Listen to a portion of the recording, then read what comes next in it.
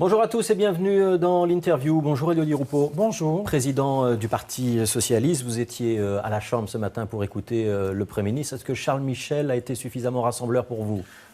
Oui, parce que nous voulions que l'ensemble des familles politiques démocratiques soient unies. Je pense que par rapport au terrorisme, nous devons rester unis entre démocrates. Et je voudrais redire ce que j'ai dit par ailleurs ce matin. La sécurité, elle n'est ni de droite ni de gauche. La sécurité, c'est un droit fondamental pour les citoyens et c'est une mission essentielle de l'État. Et en fonction de qui est responsable de l'État, nous devons assumer.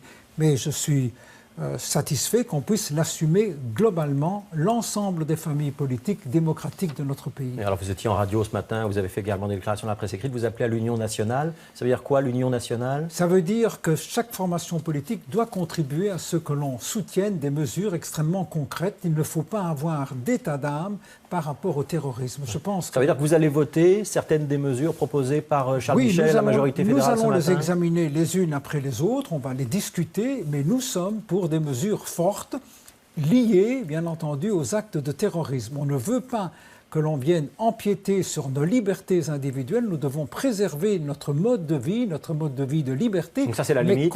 Mais contre le terrorisme, il faut des mesures extrêmement fortes.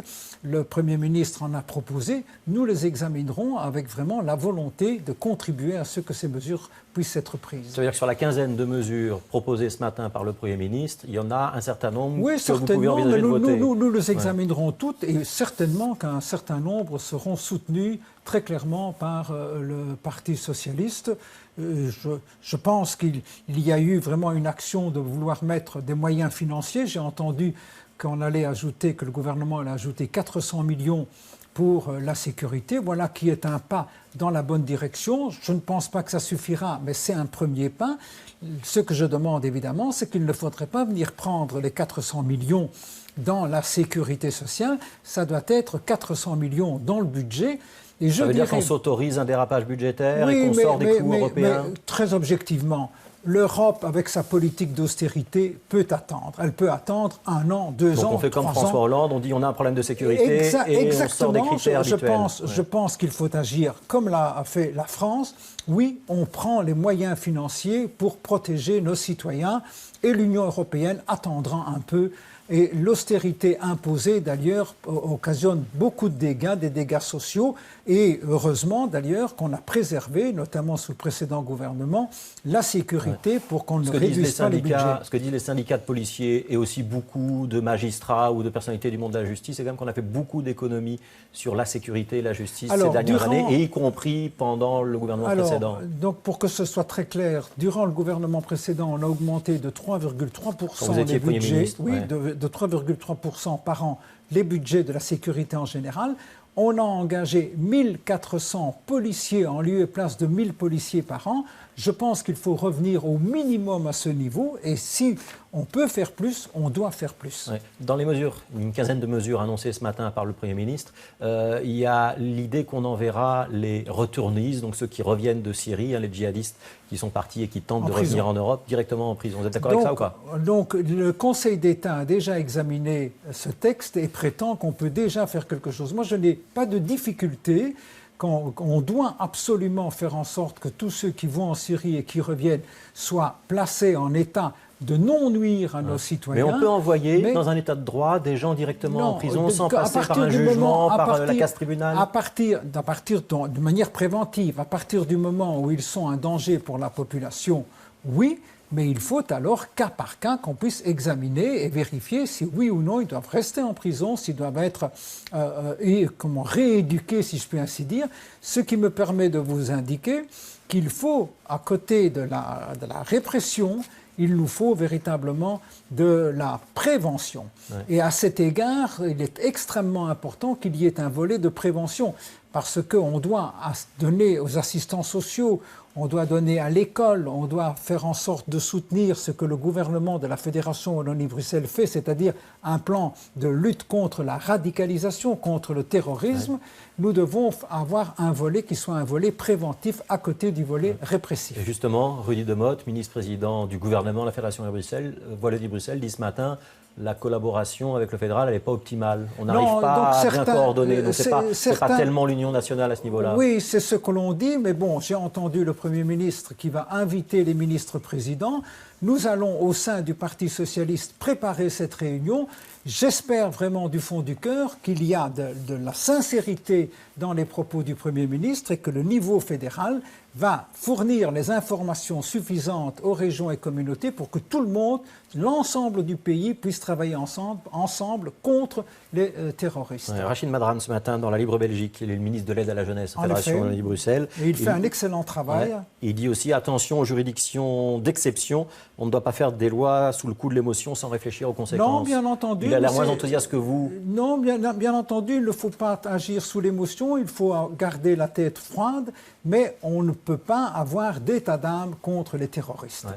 On peut aller jusqu'où il faut aller d'une manière forte. Dans la volonté de sécurité par rapport à nos libertés mutuelles. Non, il faut préserver et nos libertés individuelles et il faut être extrêmement sévère. Le terrorisme est véritablement une menace majeure. Ouais, on ne va pas mettre tous les Belges sur écoute. Non, mais justement pas. Mais fort heureusement, nous ne sommes pas tous des terroristes. Et donc, il ne faut pas non plus craindre l'extension des mesures. On doit limiter les mesures véritablement au risque terroriste. Ouais. Est-ce qu'il y aura des contacts, je sais que vous l'avez demandé, est-ce qu'il y aura des contacts entre les présidents des partis d'opposition, donc vous, le qui le souhaite aussi, et le Premier ministre? Le Premier ministre ne l'a pas annoncé. C'est lui qui a la main. Je trouve qu'il devrait le faire. Je pense notamment au parti écolo, à Groen, qui ne sont dans aucun gouvernement.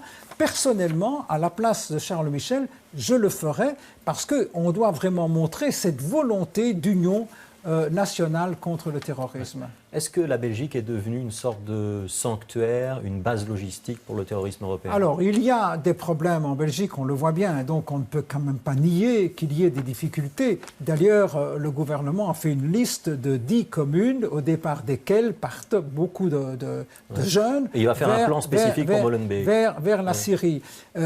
Qu'il fasse quelque chose de particulier à Molenbeek, c'était attendu depuis un certain temps.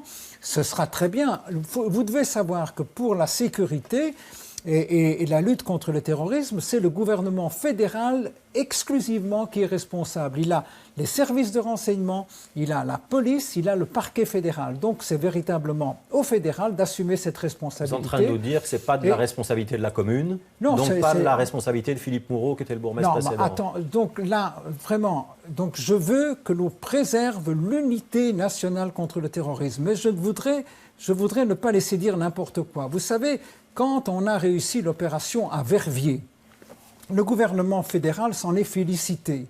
Quand il s'est agi de savoir qu'il y avait des terroristes à Molenbeek, il y en a qui ont dit « c'est Moureau ». Ce n'est pas sérieux. Il faut assumer quand ça va bien et quand ça va mal. La responsabilité de lutte contre le terrorisme relève du niveau fédéral et je voudrais féliciter les services de renseignement, les services de police qui font un maximum alors qu'ils manquent de moyens. Mais il y a aussi une réalité, du Repos, c'est que les frères Abdel-Sam, oui, bien entendu, Abdelhamid, Abaoud, Nedine Mouche, ils sont tous passés par Molenbeek. Mais personne ne nie cette réalité. Cette réalité est flagrante et qu'il y ait une attention particulière de l'État fédéral à Molenbeek, tant mieux, mais n'allons pas porter des jugements contre X ou Y. Je vais vous dire ceci. Sans cibler précisément le bourgmestre, est-ce que malgré tout à Molenbeek et peut-être dans d'autres communes, on n'a pas un petit peu raté quelque chose? On n'a pas laissé se développer des formes d'islam relativement radicales, qui n'étaient pas du terrorisme, mais qui ont masqué un petit peu et qui ont permis à des prédicateurs de s'installer. Si on devait dire ça, il faut voir quelle a été la majorité. Et je ne veux pas que l'on stigmatise sur Philippe Moureau. Vous savez, sur 27 ans, il y a eu 21 ans où le MR a partagé le pouvoir à Molenbeek dans le collège.